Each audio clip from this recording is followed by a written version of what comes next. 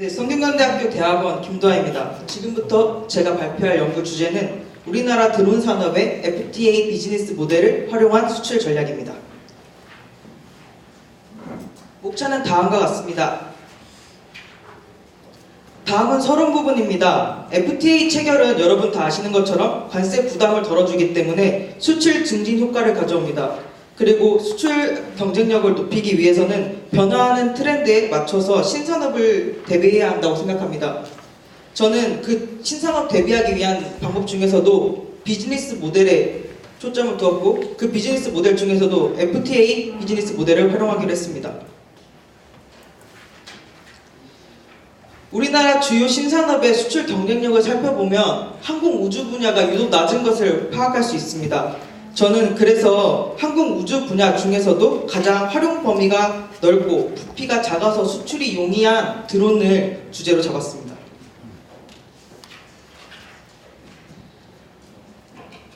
저는 기존의 선행 연구들을 토대로 가격 경쟁력 제고를 위해서 FTA 비즈니스 모델을 활용하고 그 FTA 비즈니스 모델을 생산자, 수출기업, 그리고 정부 및 유관기관 입장으로 나누어서 세 가지 관점으로 바라보았습니다. 다음은 이론적 배경 및 선행 연구입니다. 먼저 드론의 사전적 정의는 벌떼 같은 것들이 윙윙거리는 소리를 나타낸다고 합니다.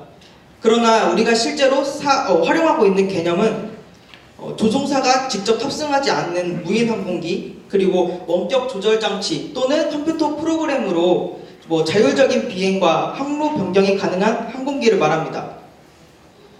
또한 우리나라에서는 드론이라는 것을 여러 가지를 다 합친 산업으로 해서 드론, 무인 항공기로만 말하고 있지만 해외에서는 국가별로 그리고 기구별로 드론을 지칭하는 용어들이 굉장히 많고 이렇게 혼재되어 사용되고 있습니다.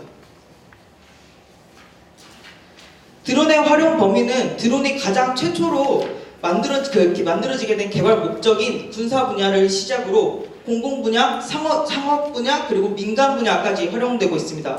이렇게 계속 드론의 사용 범위가 확대되고 있는 가장 큰 이유는 드론이 작고 그리고 다른 산업과의 융합이 쉽기 때문입니다. 또 다른 주요 특징으로는 드론 산업이 진입 장벽이 굉장히 높습니다. 그러나 이 진입 장벽을 넘기만 하면 진입 후에 안정적인 수익 창출이 가능하다는 점입니다. 다음은 비즈니스 모델인데 너무 전문가분들이 많으시니까 이 부분은 생략하겠습니다. 이것도 이제 관세청과 무역협회 가장 이제 선행 연구들에서 제일 많이 다루고 있는 것이라서 생략하고 넘어가겠습니다. 저는 이 FTA 비즈니스 모델 크게 10가지 유형이 있고 세부적으로 나누면 굉장히 많은 FTA 비즈니스 모델이 있습니다. 저는 그래서 드론 산업 발전을 위해서 기존에 있는 이 비즈니스 모델에 적용시키는 방안을 택했습니다. 다음은 선행연구 고찰입니다. 제가 찾아보니까 물론 제가 부족했을 수도 있겠지만 FTA 비즈니스 모델 또는 신산업 품목 수출에 관련된 연구는 굉장히 많았습니다. 그런데 이 FTA 비즈니스 모델을 활용하고 신산업 품목을 수출하는 데 있어서 드론 분야를 주제로 잡은 연구는 없었습니다. 그래서 이런 부분이 많이 부족하다고 생각했고, 그리고 드론 관련 연구는 주로 우리나라에서는 아직까지는 기술 측면 그리고 제도적 측면에 편중되어 있기 때문에 저는 이런 부분을 보완하고 싶은 생각에 드론의 기기 수출을 위하여 FTA 비즈니스 전략을 제안하고자 하는 것입니다. 다음은 전세계 드론 산업 동향입니다. 이걸 보시면 아마 더 쉽게 이해가 되실 거라고 생각됩니다. 드론 산업은 주로 중국, 프랑스, 미국 등 특정 국가에 한정되어 있는 것을 알 수 있습니다. 특히 중국의 DJI사가 굉장히 급격하게 부상하고 있고 지금 1위까지 올라선 상태입니다. 다른 나라는 지금 드론에 관련된 규제가 크지 않기 때문에 많이 날릴 수 있고 어디서든지 개인정보 침해라든가 이런 법적 규제가 좀 덜한 편이어서 활용 범위가 넓은 반면 우리나라는 아직까지는 그런 법적 규제가 문제가 많이 되고 있고 그래서 농업 분야에만 가장 많이 활용되고 있다고 알고 있습니다. 다음은 드론의 품목 분류 관련된 내용입니다. 아까 제가 드론이 국가별로 사용되는 이 드론을 칭하는 용어도 다 다르다고 말씀드렸는데요. 드론의 품목 분류도 국가별로 다 달랐습니다. 그래서 저는 이 중에서 우리나라를 기준으로 해서 품목 분류를 분류해보았고, 그리고 이 품목 분류가 굉장히 다양하게 분류된다는 사실을 확인했습니다. 근데 이 중에서도 저는 이제 전 세계적으로 활용되고 있는 게 이제 6단이기 때문에 6단위를 기준으로 했습니다.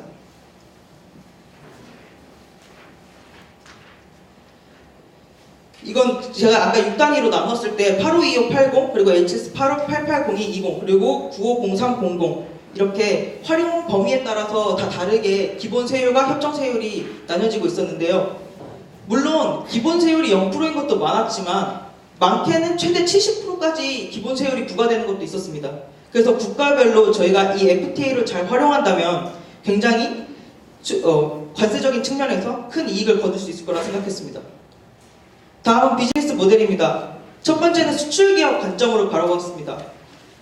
이 두 가지 모델은 국내 수출기업이 적극적으로 드론의 품목 분류, 컨설팅을 받는 방법입니다. 아까 말씀드렸다시피 품목 분류가 굉장히 상이했습니다. 그래서 어떤 품목 분류를 저희가 쓰고 그리고 그 국가에서 받아들이냐에 따라서 세율이 굉장히 달라지는데요. 그래서 미리부터 우리나라 관세청이라든가 관세평가분류원의 컨설팅을 받아서 사전에 생길 문제를 예방하는 방법입니다.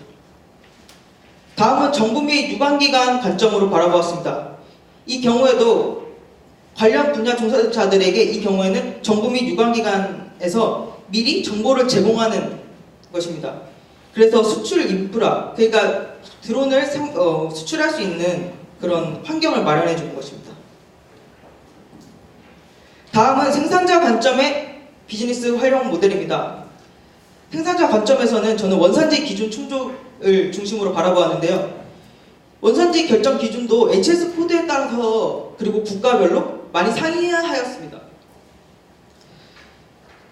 저는 이 중에서 가상 사례를 이렇게 만들어 보았습니다. 그래서 950300 완구류로 쓰였을 경우에 인도로 만약에 FTA에 수출할 경우에 어떻게 될까 하고 바라보았을 때 아까 여기서 인도가 나와 있는 것처럼 950300의 인도의 경우에는 6단위 변경과 그리고 부가가치 기준 35%를 충족해야 합니다. 지금 이 경우에 처음에 이제 여기에 나와 있는 표대로 계산했을 경우에는 33.58%이기 때문에 이렇게 적용이 되지 않습니다. 그런데 이 경우에는 볼트와 너트를 일본산이 아닌 인도산을 활용하거나 아니면 국내산을 활용하는 방법을 해서 볼트와 너트 부분만 제외되더라도 굉장히 작은 금액 같지만 바로 35.74% 그래서 바로 기준을 충족할 수 있다는 사실을 알 수 있습니다. 마지막으로 이제 요약 및 시사점입니다. 제가 말씀드렸던 것처럼 신산업 품목의 수출 관련 전략, 그 중에서도 FTA 비즈니스를 활용한 전략은 굉장히 미흡한 상태였습니다. 그렇기 때문에 신산업 품목의 기술에만 집중할 게 아니라 저는 이 신산업 품목을 수출하기 위한 그런 기기의 수출 전략이 필요하다고 판단했습니다. 또한 정부는 드론 산업 활성화를 가능할 수 있고 그리고 또 수출기업 및 생산자는 이 FTA 비즈니스 모델들을 통하여 시간 및 비용을 절약할 수 있습니다. 그렇기 때문에 국가적으로 신산업 분야 시장을 선점하고 그리고 또 거기에 대응하여 수출 경쟁력을 높이기 위해서는 FTA 비즈니스 모델을 적용하는 것이 큰 도움이 될 것이라고 생각합니다. 여기까지입니다. 감사합니다. 네, 감사합니다.